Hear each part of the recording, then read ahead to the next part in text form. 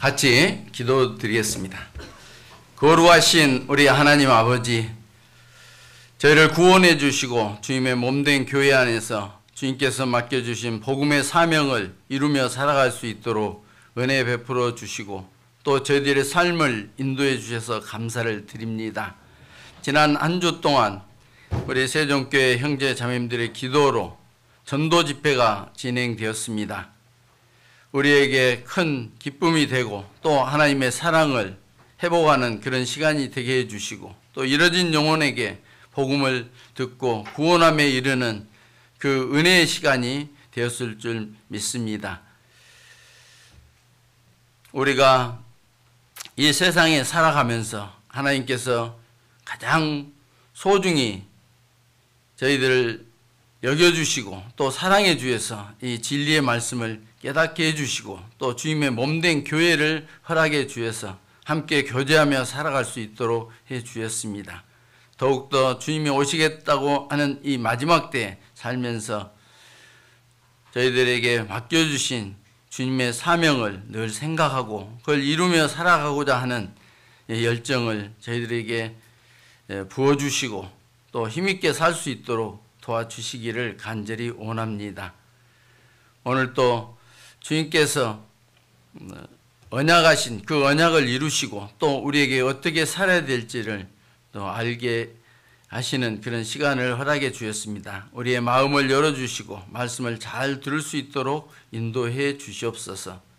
오늘 함께 해야 되지만 함께하지 못한 우리 지체들에게도 동일한 은혜를 주시고 또 병중에 있어서 고통받는 지체들에게도 주님께서 치유해 주시기를 간절히 원합니다. 오늘 모든 시간들을 주 성령께 의지하며 우리를 사랑하시는 예수님 이름으로 감사하며 기도드렸습니다. 아멘. 고린도전서 10장을 보시겠습니다. 고린도전서 10장입니다.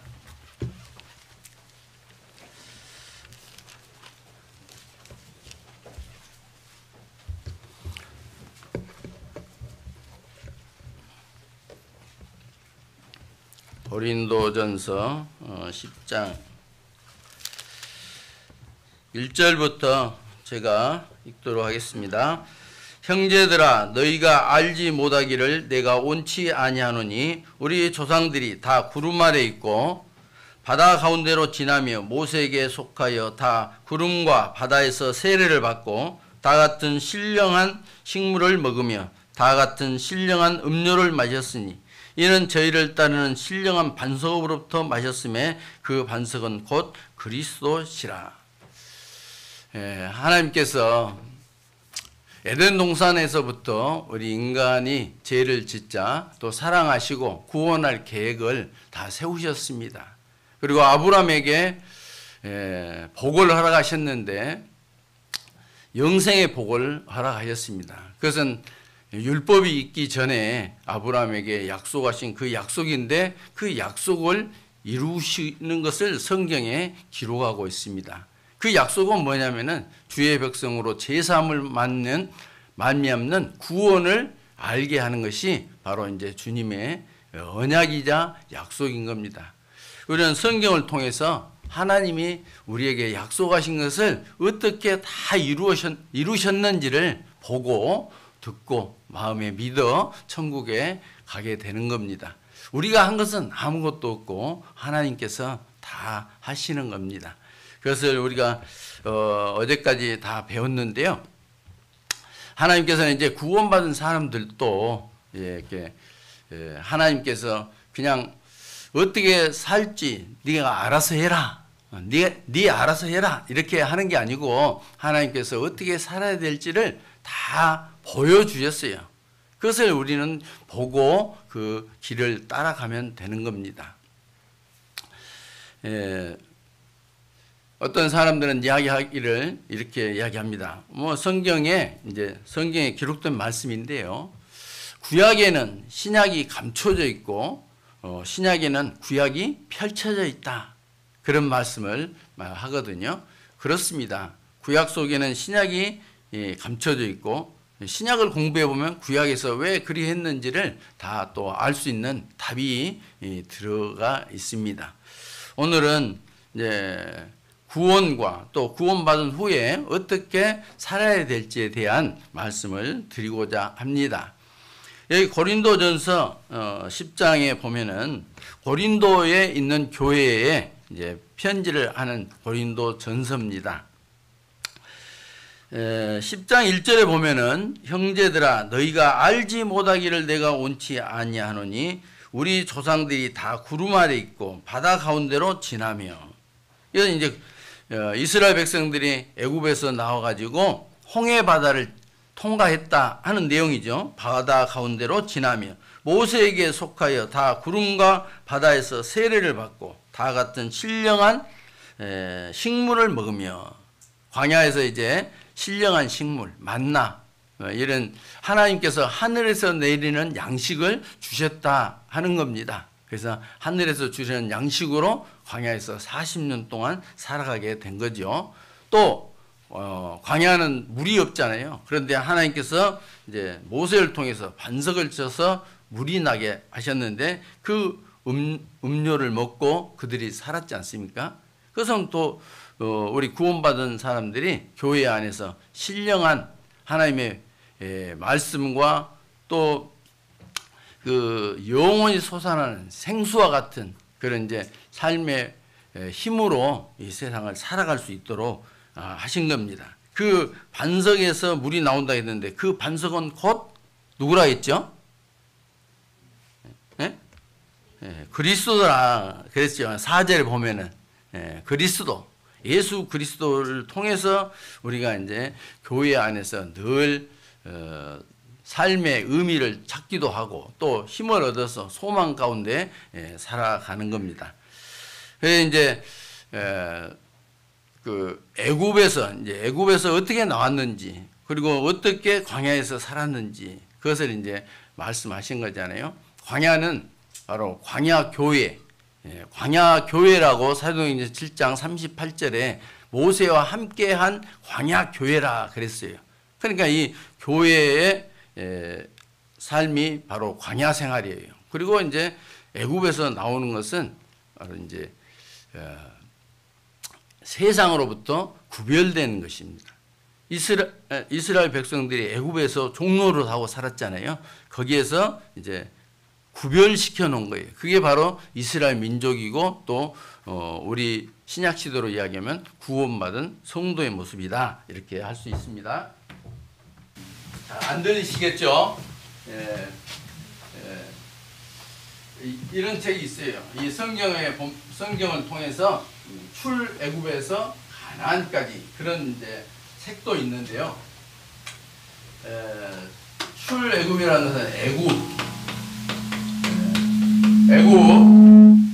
됐습니다. 애굽은 이집트인데 여기서 종살이 하잖아요. 그래서 그걸 애굽을 세상이라고 해요.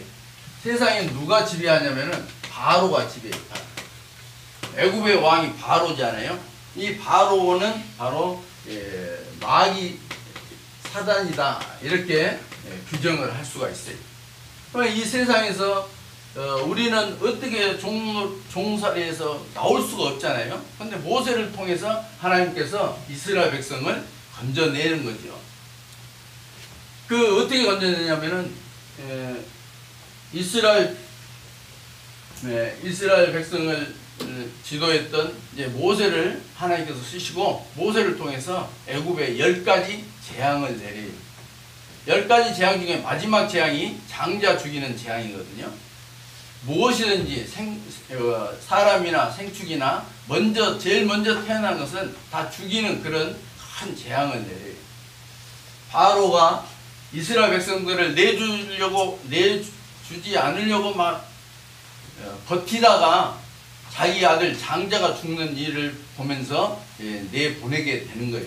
그래서 이제 출애굽이라고 하죠. 애굽에서 탈출했는데 거기 10번째 재앙 중에 이스라엘 백성들의 장자는 죽이면 안 되잖아요. 그래서 이스라엘 백성의 장자를 죽지 않도록 하기 위해서 양의 피를 가지고 문 설주와 인방에다가, 그러니까 자기 집 출입하는 문에다가 피를 발라라. 그러면 재앙이 너에게 내려 멸하지 않을 거다. 그 재앙이 넘어간다 해서 그것을 유월절이라 합니다. 유월절. 유월절 어린 양을 통해서 이제 나오게 되는 거예요. 출애굽하는 거예요. 이 유월절 어린 양은 누구를 이야기하냐면 바로 예수님을 이야기해요. 세상에 살던 우리들에게 그 마귀로부터 빼내는 방법은 바로 유월절 어린 양 예수님의 피를 통해서 이제 구원받게 되는 겁니다. 구원받고 나서는 이제 어디에 가냐면 홍해바다를 걷는 겁니다. 어디를 걷는다고요? 홍해. 홍해를 건너게 되는 거예요. 이 홍해는 침례를 이야기해요. 침례. 홍해는 구원받은 사람이 이제 나는 이제 죽었고 이제 새 사람으로 산다 그런 의미를 가지고 있어요.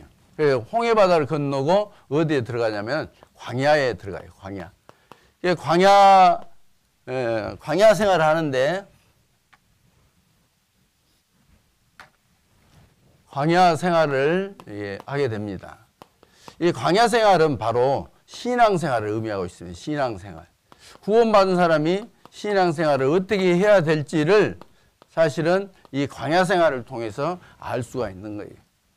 말을 잘 들으면 힘들지 않게 하나님의 뜻대로 살아가게 되는데 말을 안 들으면은 이제 광야에서 40년 동안 그 광야 생활을 하는 이유가 바로 불순종하기 때문에 그래요. 그 훈련의 기간이다 이렇게 보시면 됩니다. 왜 그들이 훈련을 받았는가를 생각하면은 우리는 어떻게 살아야 될지를 알 수가 있죠. 그리고 광야 생활 후에 요단강 건너서 이제 가나안 땅에 들어가게 됩니다. 가나안 땅. 이 가나안 땅은 바로 천국을 의미해요.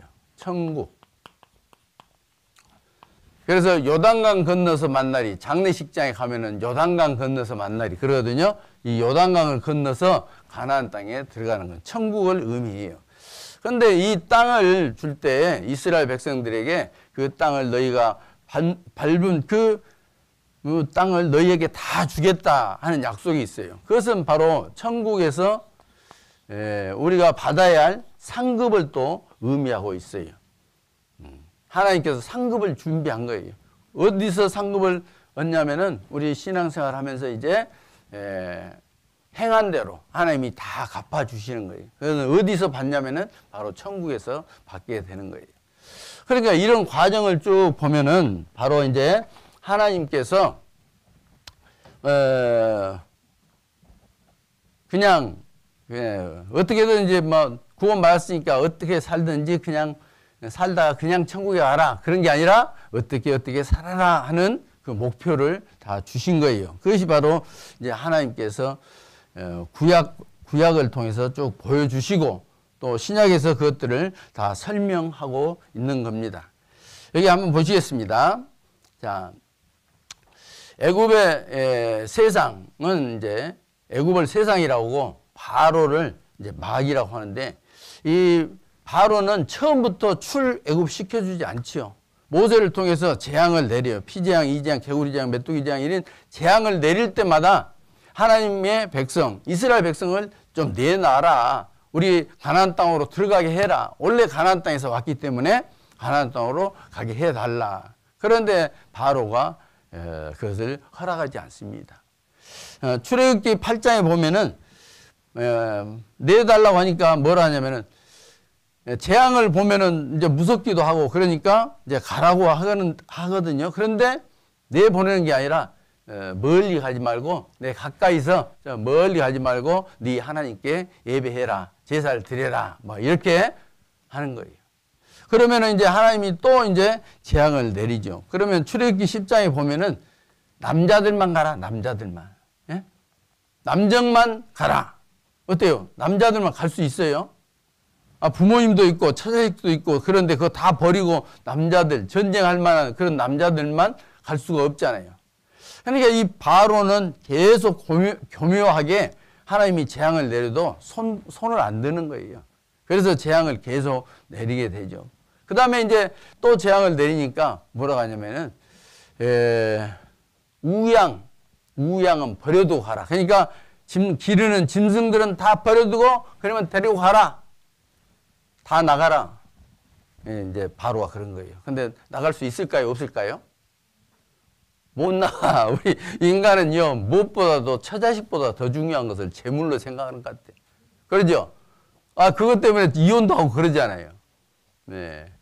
참, 마귀는요, 너무 잘 알아. 우리 인생을 너무 잘 알아. 그래서, 다 데리고 가긴 가는데, 우양은 나도 가라. 그러니까 못 가. 마귀는 잘 알아요. 그래서 이제, 도저히 이제 안 되니까, 이제, 10가지 재앙을 내리게 되거든요. 그러니까 이제 이제 내보내게 됩니다. 다 이제 나가라. 얼마나 이제 자기 아들까지 죽고 자기도 죽게 생겼으니까 내보내요. 그러면서 뭐라 하냐면은 가서 나를 축복하도록 하라. 예, 출애굽기 보면 한번 그 부분을 한번 읽어보세요. 참 이 마귀는 교묘하기 그지없어요. 저는 너희 모든 것들을 다 데리고 그 재물까지 가지고 이제 가나안 땅에 들어가게 되지 않습니까? 그런데 마지막에 마귀가 나를 축복하도록 하라. 나를 축복해라. 그래요. 그걸 보면서 구원받아도 나중에 마귀가 좋아하는 일을 하면서 살아가는 우리 그리스도인도 있지 않나? 그런 생각이 들더라고요. 그런 생각이 들지요. 그런 사람이 돼서는 안 되잖아요. 마귀는 어쨌든지 구원 못 받게 계속 하다가 결국은 이제 6월절 어린 양을 통해서 구원 받아요. 구원 받아도 이제 삶이 하나님을 기쁘게 하는 삶이 아니라 마귀를 기쁘게 하는 그런 삶을 살 수도 있다 하는 것을 우리에게 잠깐 이 바로를 통해서 알려주는 것 같습니다. 절대 그런 마귀 게임에 빠져서는 안 되지 않겠습니까? 출애굽해요. 출애굽이라는 것은 이제 이런 거죠. 이제 세상에서 구별되는 것을 의미하는 거예요. 어제 배웠습니다마는 아담과 하와가 자기들이 죄를 지었을 때 무화과 나무 잎으로 자기의 부끄러운 것들을 가렸지 않습니까? 그런데 무화과 나무 잎은 자기가 해 입은 것이에요. 그것을 자기의라고 하는 거예요. 자기의는 쇠폐한 잎사귀 같아서 자기 죄악이 바람같이 자기들을 몰아가는 그런 이제 지옥의 판결을 피할 수가 없는 거예요. 그런데 하나님께서 아담과 하와를 긍휼히 여기시고 그 에덴 동산에 짐승을 잡아서 그걸 가죽을 벗겨서 가죽옷을 해 입힌 거예요. 그것은 죄의 싹인 이제 생명을 대신해서 치룬 겁니다. 생명이 피해 있으므로 피가 죄를 갚으느니라 속하느니라 하는 말씀처럼 이 아담 하와에게 하나님께서 큰 긍휼, 은혜를 베푸신 거예요. 그래서 아담 하와가 구원받았다는 것은 가죽옷을 입은 거예요. 누가 입혔냐면은 하나님께서 입혀주신 거입니다.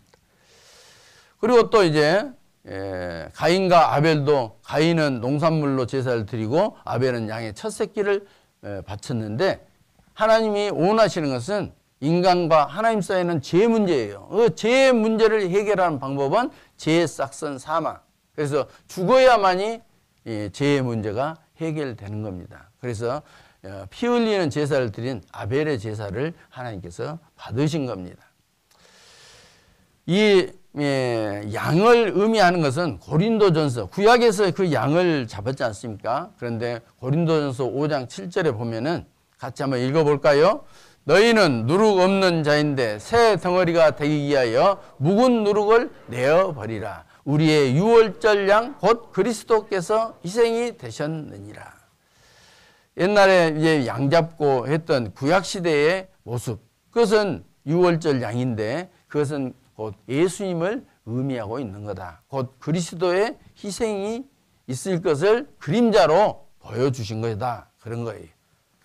이런 양을 잡아서 그 피를 가지고 6월절에 장자 죽이는 재앙에서 장자가 이스라엘 백성의 장자가 죽지 않도록 하나님께서 허락해 주셨는데 양의 피를 가지고 문설주와 임방에다가 발더라. 그러면은 재앙이 너에게는 내리지 않고 넘어갈 거다. 그래서 너무롤 그런 거예요. 그래서 6월절이라고 하는 겁니다. 하나님의 말씀대로 해야 재앙을 피할 수가 있는 거죠. 뭐 꽃으로, 금으로, 뭐 페인트로 그래 해서는 안 되죠. 뭐로 해야 돼요? 피로. 그래서 죄를 갚는 방법은 유일한 피로 갚는, 생명으로 갚는 방법밖에 없는 것입니다. 그것을 그림자로 다 보여주었어요. 그리고 또 민수기 21장 8절 9절에 보면은 여호와께서 모세에게 이르시되 불뱀을 만들어 장대 위에 달라 물린 자마다 그것을 보면 살리라. 모세가 놋뱀을 만들어 장대 위에 다니 뱀에게 물린 자마다 놋뱀을 쳐다본 즉 살더라. 이 민수기서라는 구약 성경에 민수기서에 있는데 이 내용은 이스라엘 백성이 불평불만을 하니까 하나님께서 불뱀을 보내가지고 물게 했어요. 그 물린 사람들이 이제 고통을 받잖아요. 그거 죽게 생긴 거예요. 모세가 하나님께 말씀을 해서 이제 이스라엘 백성을 구해달라고 하는데 하나님께서 놋뱀을 만들어서 장대 위에다가 쭉 높이 달라. 그리고 물린 자마다 그것을 쳐다보면 산다. 이렇게 이제 모세를 통해서 이제 하나님께서 말씀을 하신 거예요. 그러니까 모세는 그렇게 놋뱀을 만들어서 장대에 달고 야 물린 자마다 여기 놋뱀을 쳐다봐라. 그러면은 이제 산다 하는 것을 말씀했는데 어떤 사람은 쳐다보고 어떤 사람은 안 쳐다보죠. 그렇죠? 어떤 사람은 쳐다봐요. 하나님께서 그리 말씀하셨으니까 쳐다보면 살 거다 하는 믿음을 가진 사람들은 쳐다보는데 자기 텐트에서 장막에서 아파서 힘들어 하는데 밖으로 나와서 쳐다보라 하니까 내가 백약이 무효인데 100가지 약을 다 써봐도 낫지 않는데 그 놋뱀 쳐다본다고 살겠어? 그런 사람은 안 쳐다봐요. 그럼 어떻게 되죠? 죽는 거예요. 죽는 거. 그래서 이 사건이 광야에서 있었는데 그것은 뭘 의미하냐면은 바로 예수 그리스도를 의미하고 있는 거예요. 자, 저기 느보산에 제가 가봤는데요. 이 느보산에 가보니까 이런 뱀의 형상을 다 매달았더라고요. 뱀이 지금 장대에 매달려 있는 모습을 이렇게 만든 겁니다. 우리 약국이나 병원에 가보면은 이런 거 볼 수 있어요. 조제실이라든지 이거 보면 뱀 2마리가 꼬리를 틀고 이렇게 있죠. 그러니까 이제 치료한 여호와께서 치료하시는 뱀에 물린 자를 치료하시는 하나님이시라는 것을 보여주신 거잖아요. 나파의 하나님. 그리고 대한의사협회도 바로 이렇게 놋뱀을 상징하고 있습니다. 자, 요한복음 3장 14절 15절 같이 읽겠습니다. 모세가 광야에서 뱀을 든 것 같이 인자도 들려야 하리니 이는 저를 믿는 자마다 영생을 얻게 하려 하심이니라. 요한복음 3장에 구약성경의 민수기 21장에 놋뱀, 불뱀에 물린 사람들이 놋뱀을 쳐다보면 산다 했는데 그 의미가 뭐냐면은 바로 예수님을 의미한 거다 그 말이에요. 모세가 광야에서 뱀을 든 것 같이 인자가 누구냐면 예수님을 의미합니다. 인자도 들려야 하리니 이는 저를 믿는 자마다 영생을 얻게 하려 하심이니라. 내 영혼의 치유함을 받는 것이죠. 이게 답이 그러니까 신약에 그 답이 다 들어있다 하는 겁니다. 물린 자마다 그것을 쳐다보면 살리라. 놋뱀은 바로 예수 그리스도를 의미하고 있는 거예요. 예수를 바라보자. 십자가를 바라보면 예수를 바라보면 그래서 구원받은 거예요. 설교의 황제 스펄전이라는 사람이 있는데 그 스펄전도 이 예수님을 바라보냐 그 말씀에 구원을 받았어요. 이사야 45장 한번 볼까요? 이사야서 45장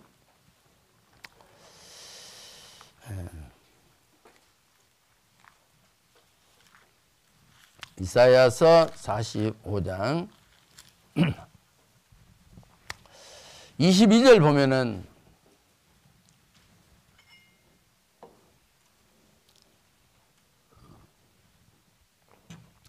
땅끝에 모든 백성아 나를 앙망하라. 그리하면 구원을 얻으리라. 나는 하나님이라. 다른 이가 없음이니라.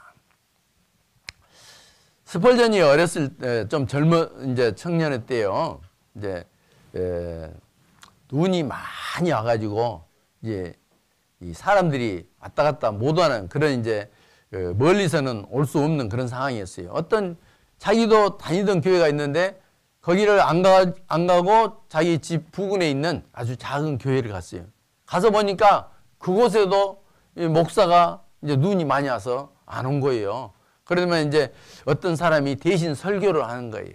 자기는 이제 저 뒤에 앉았어요. 이제 설교를 해요. 어떤 구두방 주인 같기도 하고 양복점 점원 같기도 하고 그런 사람이 이제 와서 설교를 하는데 목사님이 눈 때문에 못 왔으니까 대신 하는 거예요. 네. 좀 어설프지 않아요?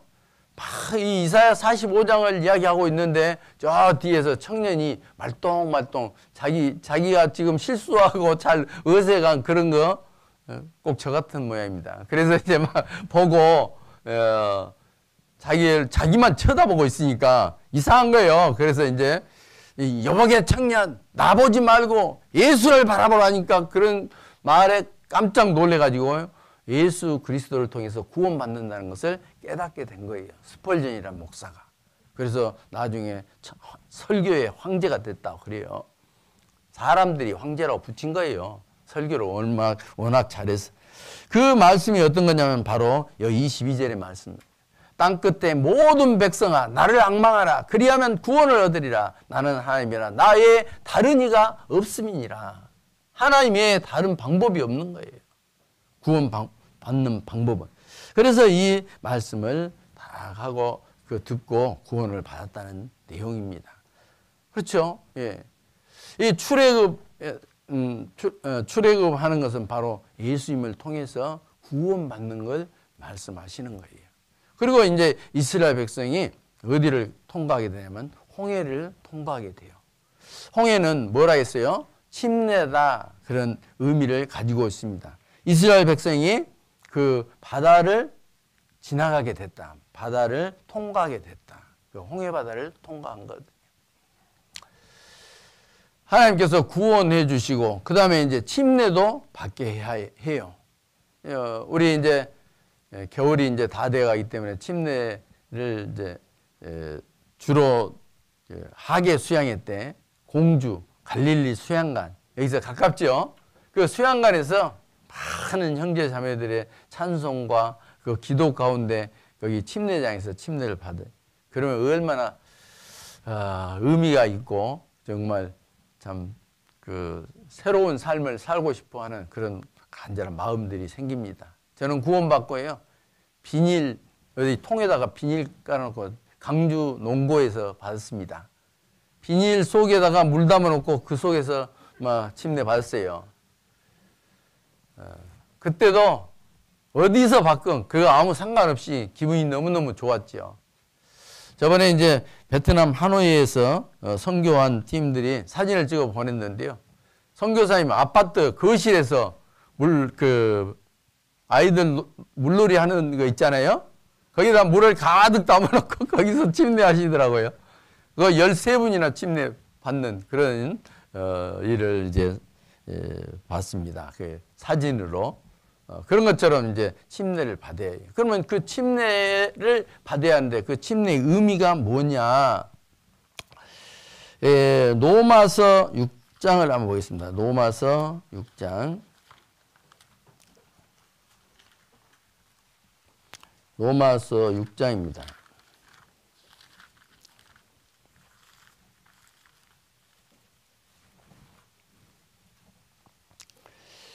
로마서 6장 3절부터 제가 읽겠습니다. 로마서 6장 3절. 무릇 그리스도 예수와 합하여 세례를 받은 우리는 여기 우리 성경에는 세례 이렇게 번역이 되어 있습니다. 그런데 뜻은요. 세례라는 것은 씻을 새, 애도에 그래요. 그러니까 씻는 애다 그런 뜻이거든요. 그러니까 사람들은 죄를 씻는단 말이냐 이렇게 이제 생각을 하는 거예요. 그러니까 침례 받아야 죄 씻어진가 이렇게 생각을 하는데 번역이 잘못된 겁니다. 침례입니다. 침례. 그래서 뭐 침례교 그러죠. 침례교는 침례한다 해서 침례교다 그렇게 하는데 원래 침례예요. 침례를 하는 거예요. 왜냐하면 물속에 예수님도 요단강에서 세례를 받을 때 세례 요한이 이제 침례를 주게 되는데 물속에 들어갔다가 나오는 것으로 이제 침례가 이루어지거든요. 우리도 똑같이 예수님이 하신 대로 예수님이 받은 대로 우리도 침례를 받는 건데요. 예수님이 본을 보여준 거죠. 근데 3절에 보면은 무릇 그리스도 예수와 합하여 세례를 받은 침례를 받은 우리는 그의 죽으심과 합하여 세례를 받은 줄을 알지 못하느냐. 침례는 물속에 들어가는 잠길 침이에요. 그래서 죄를 씻는다는 의미가 아닙니다.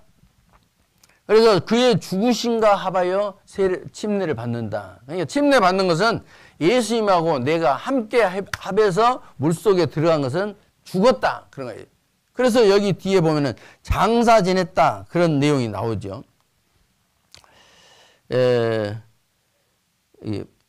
여기 보시면은 4절 보시겠습니다. 그러므로 우리가 그의 죽으심과 합하여 세례를 받음으로 그와 함께 장사되었나니. 장사가 뭐예요? 장례. 예, 장사 치렀다. 장사되었나니. 이는 아버지의 영광으로 말미암아 그리스도를 죽은 자 가운데서 살리신 것 같이 우리로 또한 새 생명 가운데서 행하게 하려 함이니라. 그러니까 나는 침례 받을 때 나는 예수님과 함께 십자가에서 죽은 것처럼 죽었고 예수님이 부활하신 것처럼 나도 이제 물에서 올라오는 것은 살아났다. 그런데 이제 옛날 내가 아니라 이제 새 사람이 됐다. 그래서 내 양심이 이제 하나님의 뜻을 쫓아서 선하게 살아가려고 하는 이제 새 사람이 된 거예요. 여러분들 다 새 사람 됐죠? 안 됐어요? 예, 언제 됐어요? 헌 사람 됐는가요? 오래되니까? 그런 건 아니죠. 새 사람은 이제 이 세상의 사람들과 다르다. 그런 의미예요. 이제 그리스도가 내 안에 사는 것이다. 그래서 갈라디아서 2장 20절에 보면은 내가 십자가에 못 박힌 것은 그리스도와 함께 못 박히신 것이다. 그런 이제 말씀이 있는데 한번 보시겠습니다. 갈라디아서 2장 20절입니다. 중요한 말씀인데요. 우리 침례장에 가면 이걸 다 외우라고 목사님께서 하시거든요. 못 외우면은 뭐 점심을 먹지 말라 막 그렇게도 하시는데 중요한 말씀 20절 보면요. 내가 그리스도와 함께 십자가에 못 박혔나니 그런즉 이제는 내가 산 것이 아니요 내 안에 누가 산 것이다? 그리스도께서 사신 거다. 이제 나는 죽었고 이 안에 누가 사냐? 예수님이 사시는 것이다. 그래서 내가 육체 가운데 사는 것은 이제 나를 위하여 하나님께서 예수 그리스도께서 내 안에 그리스도께서 사신 것이라는데 이제 내가 육체 가운데 사는 것은 나를 사랑하사 나를 위하여 자기 뭐예요? 몸을 버리신 하나님의 아들을 믿는 믿음 안에서 사는 것이다. 이렇게 이제 갈라디아서 2장 20절에 기록하고 있어요. 내 안에 누가 산다고요? 예수님이 사는 것이다. 침례의 의미가 그래요. 물속에 들어갔다. 나는 장사되고 내가 부활됐다. 그런 거예요.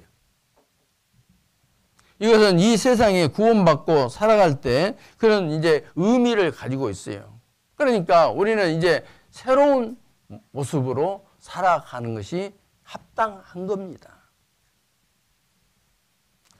저는 이 침례를 생각하면서 부활을 의미한다고 했잖아요. 이제 다시 살아나는 것이 부활이에요. 요한복음 11장 25절에 보면은 예수님께서 나는 부활이요 생명이 나를 믿는 자는 죽어도 살겠고 무릇 살아서 나를 믿는 자는 영원히 죽지 아니하리니 이것을 네가 믿느냐 막 이렇게 말씀하셨거든요. 여러분도 그래요? 예, 부활. 저는 부활 생각하면 항상 누에가 생각이 나더라고요. 누에. 응? 야, 내가 누에다. 누에 키울 때 보면요. 할머니가 뽕밭에 가서 뽕잎 다 따다가 막 깨끗한 수건으로 입을 먼지를 다 닦고 썰어서 주기도 하고 잎채 던져주기도 하고 나중에 이제 몇 잠 자고 나면은 막 뽕나무 가지채 막 던져주기도 하잖아요. 그래서 누에를 키우는 거예요. 제가 상담하다가요, 그 누에 키우는 게 생각이 나서 어떤 분하고 상담하는데 물었어요. 그 뽕 따다 주는 할머니를 누에가 알까요? 모를까요? 제가 물었거든요. 답은 뭐라 했을까요? 알 수도 있지요. 그러더라고요. 야, 상담하다가 이런 분은 내가 처음 봤는데. 누에가 뽕잎 따다주는 할머니를 알 턱이 없지요. 왜? 하늘에서 뭐 잎사귀 떨어지면 여기가 뽕잎 있구나 하고 갉아먹는 게 누에잖아요. 그런데 그 이야기를 들으면서 제가 깨달은 게 있어요. 그렇구나. 내가 누에인데, 누에는 누에인데, 이 모든 뽕잎을 공급해주는 하나님이 계시구나. 예? 그러니까 우리 삶의 모든 것을 공급해주시는 하나님이 계시구나 하는 것을 알지 않아요. 그렇죠? 우리가 알지 않아요. 눈에 안 보이는데도 알지 않습니까? 그래서 뽕잎 할머니가 주는 그 누에는 정말 지혜로운 누에다. 그런 생각이 들었어요. 그런 것처럼 누구도 알 수 없는 그 진리를 우리가 알게 되고, 하나님이 나를 보호하시고 하나님께서 나에게 모든 것을 공급해 주시고, 그것도 앞으로 누에 고추집 만들 그 집도요, 다 볏짚을 넣기도 하고 뭐 여러 가지 마른 채소 가지를 넣기도 하고 막 이렇게 넣습니다. 그것도 다 하고, 그리고 번데기가 되게 하고 씨를 뽑아내고 뭐 이런 모든 것들을 다 할머니가 하는 것처럼 하나님이 나를 그렇게 쓰시고 있구나, 사용하고 있구나, 또 나를 지켜주고 있구나, 그런 생각을 하게 되니까요, 저도 지혜로운 누에가 된 것이 틀림없어요. 여러분도 그렇지 않습니까? 지혜로운 거예요. 네. 그래서 우리는 아직 누에가 나방은 안 됐지만 그런 소망 가운데 이제 살아가요. 그래서 이 세상을 이제 나는 신분이 다르기 때문에, 하나님의 자녀가 되기 때문에 이 세상을 이기면서 살아가는 그리스도인이 된 것입니다. 자, 그리스도인은 새로운 피조물이라고 했잖아요. 새로운 피조물. 우리는 구원받기 전과 구원받은 후가 완전히 달라져야 해. 그렇죠? 디도서 3장 5절에 보면 우리를 구원하시되 우리의 행한 바 의로운 행위로 말미암지 아니하고 오직 그의 긍휼하심을 좇아 중생의 씻음과 성령의 새롭게 하심으로 하셨나니. 우리의 의로운 행위로 우리를 구원해 주신 것이 아니라 하나님의 불쌍히 여김과 예수님의 피로 구원받고 성령이 내 안에 인쳐짐으로 말미암아 새롭게 해놨다, 그런 거예요. 우리가 하나님의 말씀을 듣고 믿어 마음에 인쳤다, 성령이 도장쳤다, 그런 거예요. 믿어진 것이 바로 성령께서 도장을 친 거예요. 그래서 우리는 이제 새롭게 하심을 입은 사람이다. 고린도후서 5장 17절, 그런즉 누구든지 그리스도 안에 있으면 새로운 피조물이라. 이전 것은 지나갔으니 보라 새 것이 되었도다. 그리스도 안에 있으면 새로운 피조물. 그것은 구원받지 않은 사람이나 똑같은 모습이잖아요. 그런데 내 마음은 구원받지 않은 사람과 구원받은 사람과 완전히 차이가 있는 거예요. 나는 새롭게 하나님께서 내 영혼이 살아난 사람이다. 사도행전 26장 18절에는 그 눈을 뜨게 하여 어둠에서 빛으로 사단의 권세에서 하나님께로 돌아가게 하고, 어둠에서 빛으로, 옛날의 삶은 어둠이었다면 이제 빛에, 사단의 종로를 하고 살았다면 이제 하나님의 아들로서 살아가는 이 변화된 삶을 살아야 하는 것이죠. 너희가 전에는 어둠이든지 이제는 주 안에서 빛이라. 빛의 자녀들처럼 행하라. 그 구원받은 사람이 삶이요. 구원받은 사람의 삶. 골로새서 1장에는 전에 악한 행실로 멀리 떠나 마음으로 온수가 되었던 너희를 이제는 그의 육체의 죽음으로 말미암아 화목케 하사 너희를 거룩하고 흠없고 책망할 것이 없는 자로 그 앞에 세우고자 하셨으니. 이제 하나님과 온수되었는데 이제는 하나님과 화목케 된 새로운 사람이 된 거죠. 베드로전서 2장 10절에는 너희가 전에는 백성이 아니더니 이제는 하나님의 백성이요 전에는 긍휼을 얻지 못하였더니 이제는 긍휼을 얻은 자다. 불쌍히 여김을 받은 자가 됐다. 이제는 하나님의 뭐라고요? 백성이다. 어때요? 새롭게 되셨죠? 그러면 새롭게 살아야 되죠? 제가 부여에 있을 때, 부여교회 가니까 양쪽에 여기 금송 아세요? 금송? 금송. 어디에 많이 있냐면요. 베어트리에 가면 금송이 많이 있어요.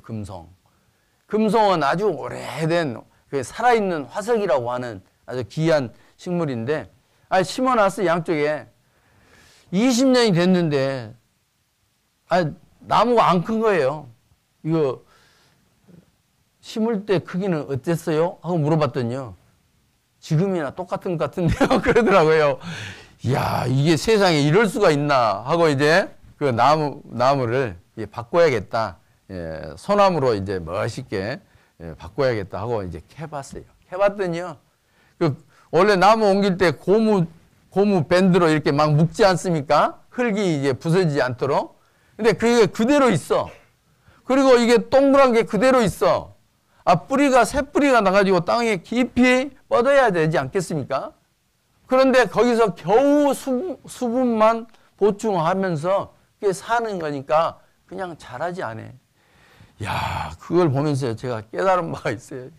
야, 우리도 그리스도 안에서 살아가는데 어떤 사람은 겨우 사는 사람이 있고 어떤 사람은 뿌리를 쫙 교회에 내리고 힘차게 자라나는 그런 사람이 있구나. 그런 생각이 들었어요.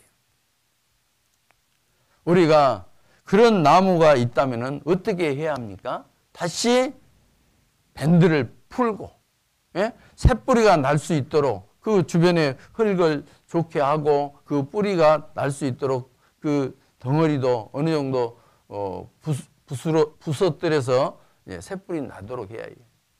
다시 심어야 해요. 구원 받았어도 말씀으로 새롭게 그리스도인으로서의 새로운 갱신이 있어요. 그래야만이 나무로서 무럭무럭 자라게 되는 겁니다. 아셨죠? 이게 하나님의 뜻이지 않습니까? 이제 성경에 보면은 이제까지 배운 내용은 뭐냐면은 구원 받는다는 것은 이제 태어나는 거거든요. 태어나는 거. 구원 받는 것. 그래서 지금요 우리가 어제 하나님 말씀을 듣고 구원 받았다는 것은 영원히 구원 받은 거예요. 그래서 성경에는요 구원의 세 가지가 있습니다. 여기 보시면은 구원의 세 가지.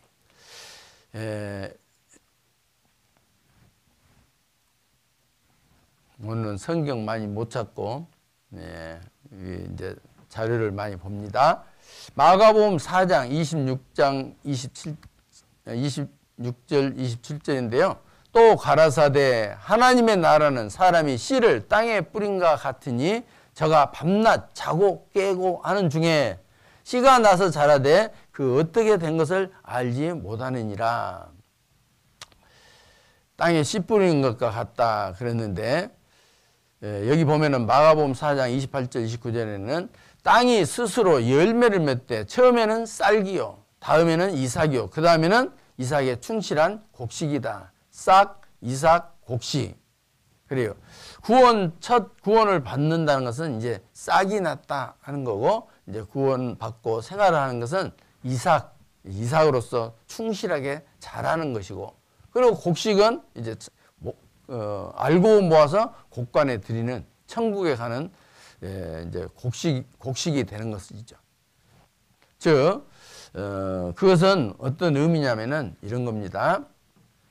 구원이 어떤 사람들은 그러니까 이제 구원을 받았다, 구원을 이제 이루라, 뭐 그래서 헷갈려요. 구원 받았다 했다, 구원 이루라고 했다. 그러니까 장로교회 많이 다니시는 분들도 구원 받았다 하면은 교만하게 생각해. 아니 성경에 보면 구원 이루란 말씀도 있잖아요. 죄를 회개하면 용서해 준다는 말씀도 있잖아. 막 그러면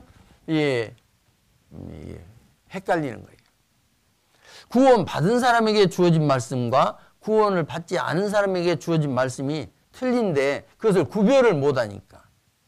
우리도 우리가 구별을 잘 해야 해요. 이 싹은 생명의 시작이에요. 이게 영혼의 구원이라는데 영혼 구원은 죄의 형벌로부터의 구원. 그러니까 죄의 싹은 사망인데 그 형벌로부터의 구원받는 것을 영혼 구원이라고 하는 겁니다. 그 다음에 이제 이삭은 생명의 성장이잖아요. 그래서 생활 구원, 죄의 권세로부터 구원. 그러니까 죄를 지을 수 있는 환경이 있는데 그리고 그것과 싸워서 죄를 안 지으려고 하는 싸움. 예?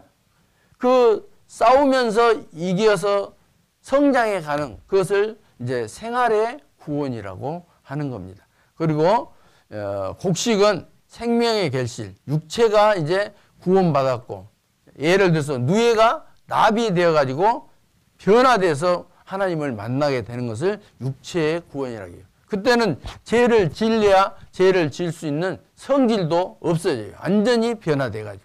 그걸 육체의 구원이라고 합니다. 그거 한번 보도록 하겠습니다. 자, 베드로전서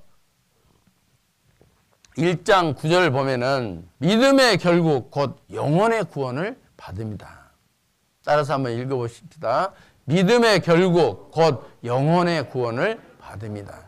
우리가 받은 구원은 지금 영혼 구원 받은 거예요. 몸이 변화돼 가지고 누에가 나비 된 게 아니다 그 말이에요. 지금 살아가는 것은 누에로서의 그냥 삶을 계속 살아가. 한 잠 자고 두 잠 자고 세 잠 자고 네 잠 자고 다섯 잠 자고 그러다가 이제 여섯 잠 자면 나비로 변하지 않습니까?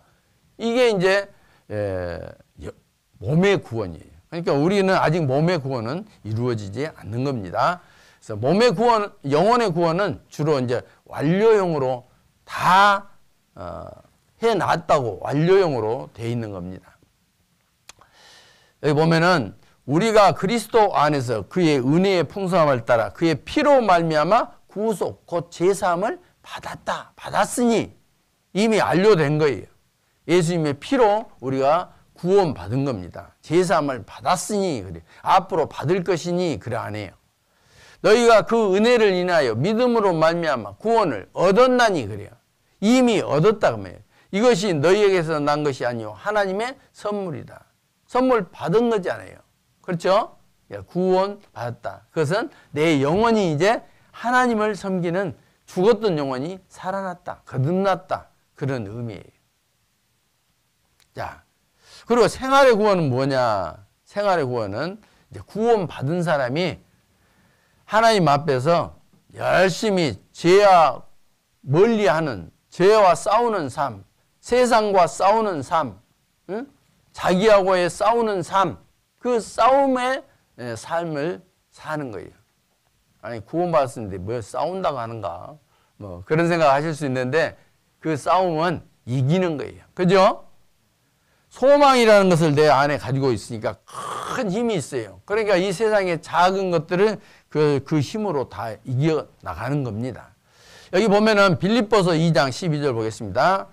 그러므로 나의 사랑하는 자들아 너희가 나 있을 때뿐 아니라 더욱 지금 나 없을 때도 항상 복종하여 두렵고 떨림으로 너희 구원을 이루라. 여기 보니까 너희 구원을 이루라 이렇게 돼 있잖아요. 아니 구원 받았다 했는데 왜 또 이루라 하냐 이렇게 이야기하는데 이 몸은 구원 받아도 건들면 성질도 내고 또 금방 뭔가 훈련 안 받으면요 싸우기도 하고 그래요.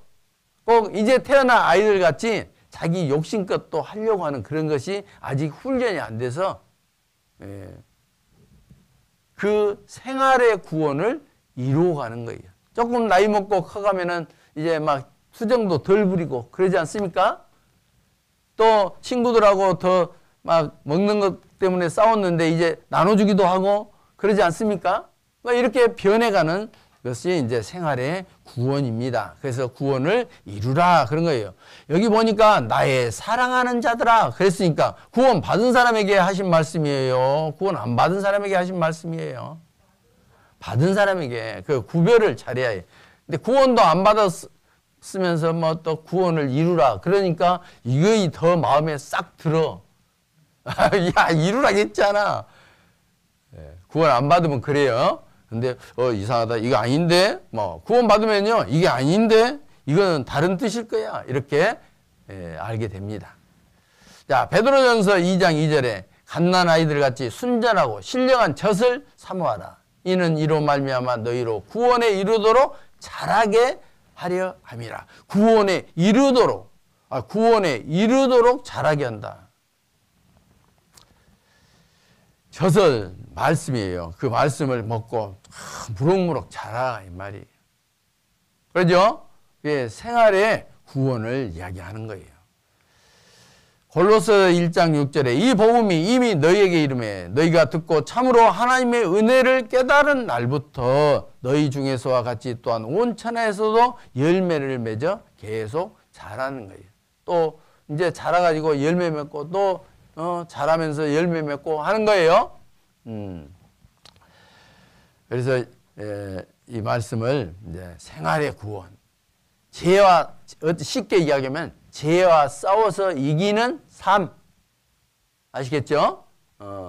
내 욕심대로 하지 않는 것 그것과의 싸움 또 세상에 많은 사람들이 뭐 부귀 영화를 바라보면서 살잖아요. 그런 것을 부러워하지 않는 삶. 왜? 나는 천국이 주어져 있기 때문에. 그런 생활의 구원을 이루는 것이고 곡식은 이제 곡식이 다 됐으니까 창고에 드리는 거잖아요. 예수님이 오시면은 데살로니가전서 4장 16절 보면은 주께서 호령과 천사장의 소리와 하나님의 나팔로 친히 강림하시리니 강림하면은 그리스도 안에서 죽은 자들이 먼저 부활해요. 그리고 공중에서 예수님을 만나게 돼요. 우리 살아남은 자도 저희와 함께 끌어올려서 공중에서 주를 영접하게 하시리니 그리하여 주와 함께 있으리라. 이런 이제 예수님이 오시면 내 몸이 부활해가지고 싹 올라가는 거예요. 죽은 사람도 부활하고 믿고 있는 우리 산 사람도 변화돼서 예수님을 만나게 돼요. 재림하신 예수님을 공중에서 만난다 해서 공중 재림이라고 하는 겁니다. 그때 이제 몸이 변화돼서 누에가 나비가 되는 것처럼 변화돼서 만나는 것을 이 몸의 구원, 육체의 구원이라고 하는 겁니다. 그래서 세 가지 구원이 있어요. 영혼 구원, 생활 구원, 육체의 구원. 이미 이 영혼 구원은 이미 받았지 않습니까? 하나님이 해주시는 거예요. 육체의 구원도 하나님이 오시면 우리가 변화돼서 내가 변하기 싫어도 변화돼서 올라가는 거예요. 근데 생활의 구원은 내가 해야 해. 그러죠? 올바로 살아가는 그런 삶을 살아야 하는 겁니다. 자, 그러면은 올바른 삶을 살아가는데 어떻게 해야 올바른 삶을 살 것이냐. 그거예요. 응? 자, 아까 찾았던 이제 사도행전 한번 말씀을 드렸던 사도행전 7장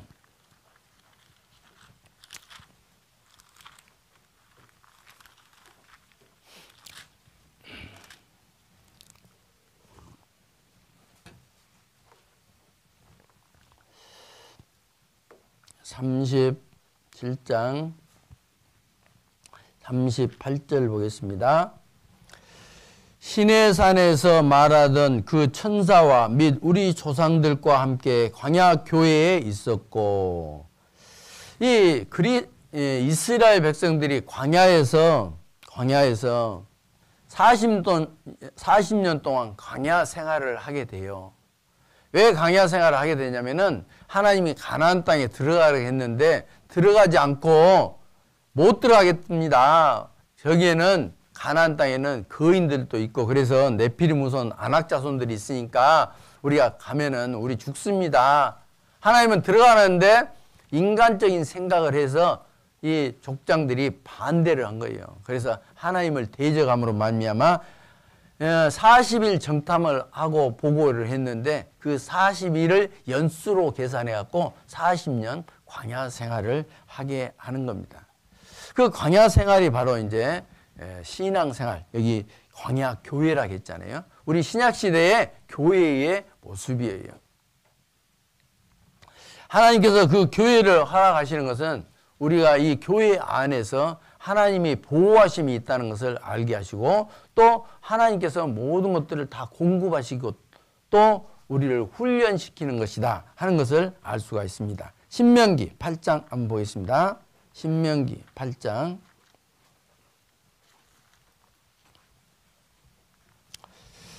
신명기 8장 2절입니다. 신명기 8장 2절. 내 하나님 여호와께서 이 40년 동안에 너로 광야의 길을 걷게 하신 것을 기억하라. 이는 너를 낮추시며 너를 시험하사 내 마음이 어떠한지 그 명령을 지키는지 아니 지키는지 알려 하심이라. 40년 동안 광야의 길을 걷게 하는데 하나님께서 우리를 낮추신다. 그 말이에요. 낮춰. 예? 왜? 교만하니까 하나님을 거역하고 그러니까 낮추시고 너를 시험하사 네 마음이 어떠한지 하나님의 명령을 지키는지 아니 지키는지 이 광야 생활을 통해서 훈련시키는 거예요. 그러니까 우리 구원받고 교회 안에 있으면서 내가 내 욕심대로 내 몸의 욕구대로 막 하고 싶었던 것들을 사랑하는 형제 자매들이 있어서 내가 그래 안 해야지. 더 사랑해야지. 예수님께서 내가 너희를 사랑한 것 같이 너희도 서로 사랑해라 했으니까 나도 사랑해야지. 우리 사랑하는 교회, 그죠? 세종교회 사랑하는 교회.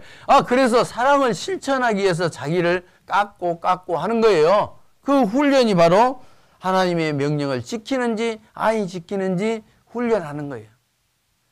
제가 하나님께 순종하면은 이제 그때부터는 하나님께서 복을 주시는 거예요.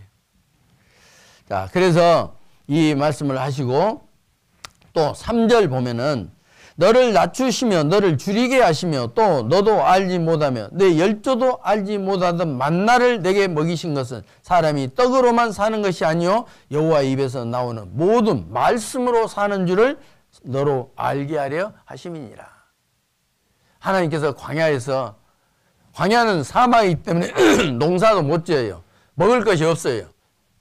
그러니까 하나님께서 양식을 주지 않으면 살 수가 없어. 이 만나를 주신 것은 뭐냐? 만나는 이제 하늘에서 내린 양식인데 그 양식을 주신 이유는 뭐냐? 사람이 떡으로만 사는 것, 밥만 먹고 사는 것만이 아니다. 사람은 영혼이 있어서 그 영혼은 하나님의 말씀으로 사는 줄을 알게 하기 위해서 그 양식을 내려주신 거다. 그런 의미예요. 그리고 또 뭐냐? 4절에 보면은 이 40년 동안에 너로 내 의복이 헤어지지 아니하였고 내 발이 부르지 아니하였느니라. 생각해 봐요. 40년 광야 생활했는데 농사도 안 짓지. 뭐 아무것도 하지 않아요.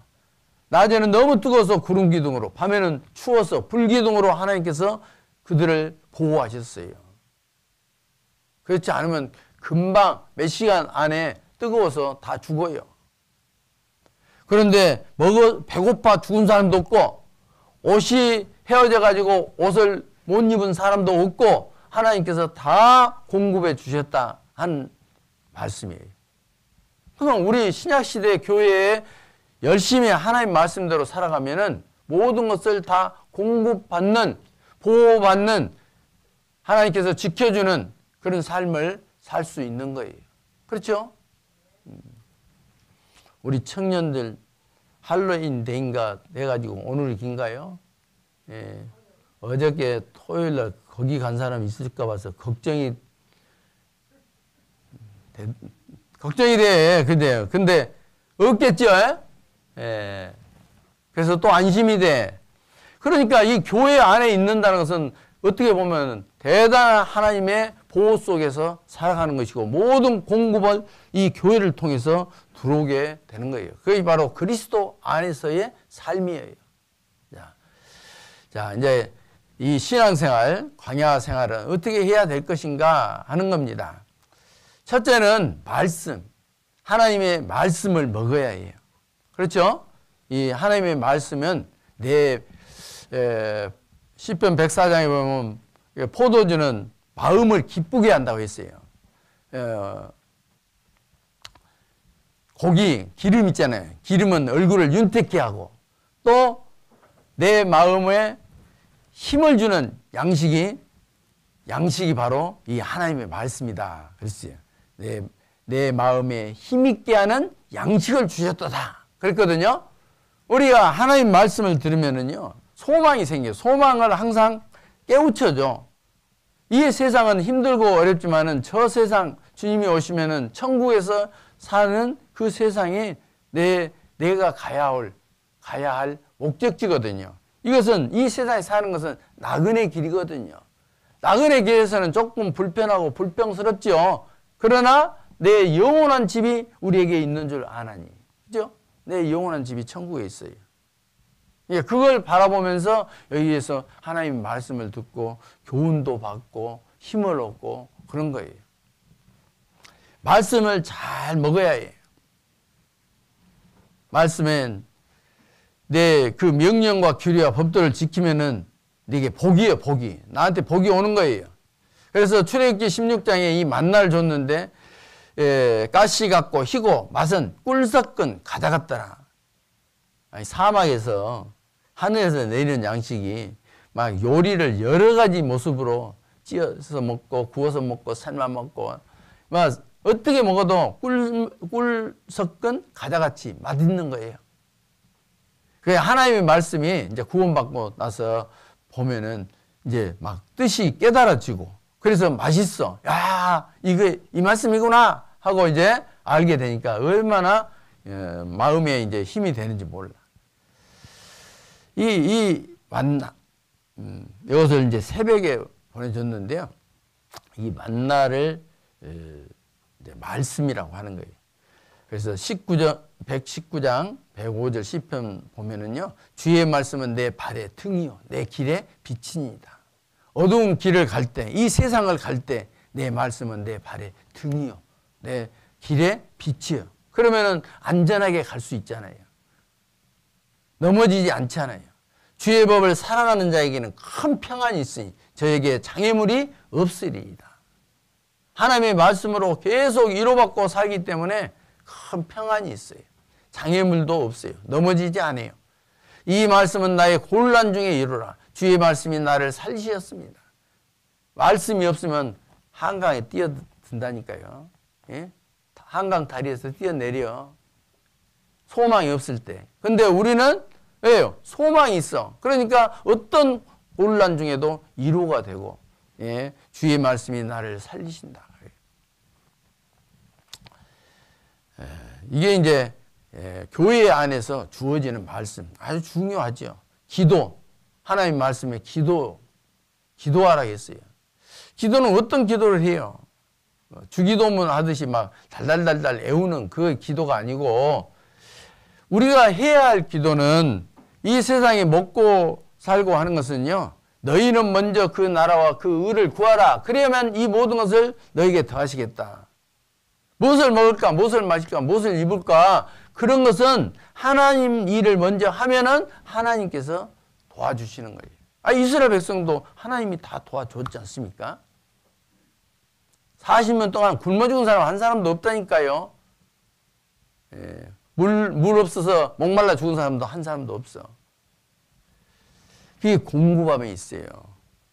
근데 그 모든 것을 도와주는 것은 뭐냐? 기도를 할 때 하나님의 일이 이루어지기를 기도해야 해요. 예. 포도나무라 하죠. 포도나무. 요한복음 15장에 보면 포도나무가 이렇게 있어요. 포도나무. 포도나무가 있는데 포도나무 가지도 있고 그러지 않습니까? 포도나무를 하나님께서 요한복음 15장에 포도나무를 가꾼다. 포도원을 가꾸는데 농부는 누구냐면은 농부는 하나님이에요. 하나님. 누구라고요? 하나님. 이 포도나무는 예수님이에요. 포도 가지는 누구냐면 나요, 나. 그죠? 예. 하나님은 농부인데 이 포도나무를 가꾸는 이유는 뭐냐면은 포도나무에 포도 열매가 계속 이렇게 맺는 것을 하나님은 원하셔요. 이 포도나무는 목재로 쓸 수도 없고 땔감으로도 전혀 안 맞아요. 단지 열매만 원하시는 거잖아요. 그래서 이 하나님이 원하시는 건데 나는 이 가지로서 이 예수님 그리스도 안에 붙어 있어야 열매가 맺히는 거예요. 열매가. 그죠? 포도 열매가 맺혀. 안 붙어 있으면 떨어져 있으면 열매 못 맺혀. 그죠? 예, 붙어 있어야 열매 맺어. 그러면 여기 붙어 있는 나는 항상 하나님을 기쁘시게 하는 일을 하는데 열매 맺는 것이요. 그리고 하나님은 열매 맺는 것을 기뻐해요. 그러면 하나님은 나를 통해서 열매 맺기를 원하는데 열매가 맺힐 수 있도록 기도하면은 되지 않겠어요? 여기 봐봐요. 빌립보서 4장 6절에 아무것도 염려하지 말고 모든 일에 기도와 간구로 너희 구할 것을 감사함으로 하나님께 아뢰라 하면서 요한복음 15장 16절 한번 읽어보겠습니다. 너희가 나를 택한 것이 아니요 내가 너희를 택하여 세웠나니 이는 너희로 가서 가시를 맺게 하고 또 너희 가실이 항상 있게 하여 내 이름으로 아버지께 무엇을 구하든지 다 받게 하려 함이니라. 우리의 기도가 과실을 맺게 하는 것이 하나님이 원하시는 것이기 때문에 그 가실이 너희로 가서 가실을 맺게 하고 또 너희 가실이 항상 있게 하여 내 이름으로 아버지께 무엇이든지 구해라. 그러면 들어주신다는 거예요. 내가 잘 먹고 잘 사는데 하나님하고 상관없는 잘 먹고 잘 사는 것만 하면 안 되잖아요. 누구 전도해야 되는데 하나님 돈이 없어요. 돈 좀 주세요. 그래야 전도하지 않습니까? 그러면 하나님이 기뻐하시잖아요. 열매 맺는 것에 기도를 하고 있기 때문에. 제가 요즘 마음이 심란해요. 세상 돌아가는 것에 마음이 많이 뺏겨가지고 심란해요. 제 마음을 붙잡아 주세요. 하는 것도 열매 맺기 위한 기도 아닙니까? 그렇죠? 그런 기도를 해야 해요. 아파트 이번에 몇 채를 살려고 하는데 또 있게 해주세요. 그렇게 하면 안 된다 이거예요. 내가 버는 것 모든 것도 다 하나님께 영광을 돌리기 위해서 먹든지 마시든지 무엇을 하든지 하나님의 영광을 위해서 하라 했으니까요. 그렇게 기도하세요. 예, 그리고 이제 이 교제 안에 보호와 인도가 있다. 이 교제 나오는 거이 교제예요.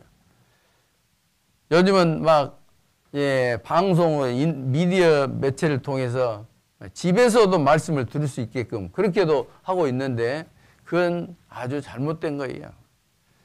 복음을 전하는 데는 그렇지만 우리 그리스도인이 말씀을 듣는 것은 이렇게 두세 사람이 내 이름으로 모인 곳에 나도 그들 중에 있다. 그랬으니까 형제 자매들이 모인 곳에서 하나님이 역사를 하셔요.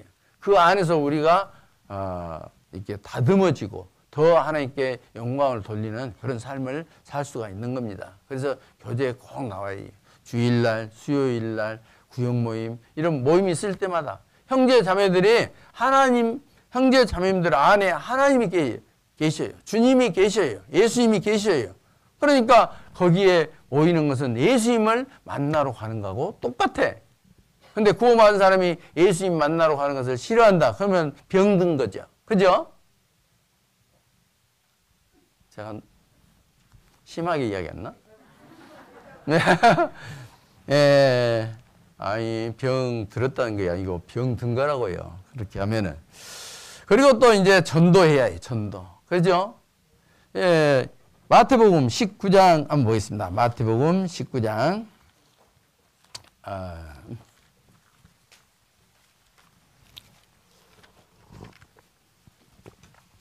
마태복음 19장 뭐예요? 마태복음 19장이 아닌데 28장 죄송합니다. 19장 19절이에요. 19절. 28장 19절. 예. 18절부터 제가 읽겠습니다. 마태복음 28장 18절. 예수께서 나와 일러 가라사대 하늘과 땅의 모든 권세를 내게 주셨으니 그러므로 너희는 가서 모든 족속으로 제자를 삼아 아버지와 아들과 성령의 이름으로 세례를 주고 내가 너희에게 분부한 모든 것을 가르쳐 지키게 하라. 볼지어다 내가 세상 끝날까지 너희와 항상 함께 있으리라 하시니라. 예수님께서 제자들에게 분부하셨어요. 이제 승천하시면서 마지막 제자들에게 말씀하신 거예요. 너희는 가서 모든 족속으로 제자를 삼아 아버지와 아들과 성령의 이름으로 세례를 주고, 그러면 전도하란 말이죠. 그렇죠? 너희는 만민에게 복음을 전파하라. 복음을 전하라 하는 것이 하나님의 명령이에요. 그리고 뭐 하냐? 내가 너희에게 분부한 모든 것을 가르쳐 지키게 하라. 교회 안에서 하나님의 말씀을 가르쳐서 또 행하게 하라. 배우고 행하라. 응? 배우고 행하라. 우리가 이 교회 안에서 배우고 듣고 본바를 행하라 그랬지 않습니까? 그것을 교회 안에서 이루어지고 또 예수님께서 그렇게 하도록 명령하셨어요. 그러니까 우리는 그 일을 하는 거예요. 그러다가 주님 만날 때 정말 기쁨으로 만날 수 있는 거 아니겠어요? 저는 그 국제시장이라는 영화의 한 부분을 보니까요, 참 감동적이더라고요. 덕수란 사람이요, 흥남 부두에서 아버지하고 헤어질 때, 덕수야, 네 엄마와 동생들 잘 부탁한다. 너는 이제 장남이야. 막 하면서 장남에게, 어린 장남에게 부탁을 해요. 근데 그 아버지의 부탁을 아무리 어려워도 그 아버지가 부탁한 것을 생각하고 그것을 다 이루는 그런 내용이 영화의 부분이에요. 주님이 우리에 맡겨주신 사명이 결코 쉬운 것은 아니겠죠. 이 세상을 이기며 살아가는 것이 어려울 겁니다. 그러나 그것을 다 이기고 살아갈 때 행한 대로 다 갚아주시겠다는 약속도 있고, 주님의 위로를 우리는 잘했다 칭찬받는 그 한마디에 우리는 이 세상에서의 수고가 다 갚아질 겁니다. 주님께서 맡겨주신 사명, 그것을 이루기 위해서 우리가 힘쓰며 살아가는 것이 마땅하겠습니다. 한 주간 동안 말씀을 전하는데 또 함께 협력해 주시고 또 계속 끝까지 참석해 주신 모든 분께 감사드립니다. 같이 기도드리겠습니다. 거룩하신 우리 하나님 아버지, 영원히 멸망받을 수밖에 없는 저희들을 구원해 주시고 또 저희들을 통해서 또 새 생명이 태어나게 해 주시니 감사를 드립니다. 한 주간 동안 말씀을 들었던 영혼들 이제 구원해 주셨고 또 구원받은 우리 영혼들 끝까지 또 교회 안에서 말씀 가운데 살아가며 하나님께서 쓰임받는 삶을 살게 해주시기를 간절히 구합니다. 또한 말씀을 들었으나 중간에 포기하신 분들도 계속 말씀을 들을 수 있는 기회를 허락해 주시고 결코 이뤄지는 영혼이 되지 않도록 구원해 주시기를 간절히 원합니다. 우리를 통해서 더 많은 영혼들 구원받게 하고 또 주님 앞에 우리가 섰을 때 잘했다고 칭찬받는 저희들 되게 해 주시고 또 저희들에게 권능을 행해 주시고 힘을 더해 주시옵소서. 목사님과 우리 세종교회 모든 형제 자매님들의 복음을 위해서 힘써 살아갈 수 있도록 은혜 주시기를 간절히 원합니다. 우리를 사랑하시는 예수님 이름으로 기도드렸습니다. 아멘.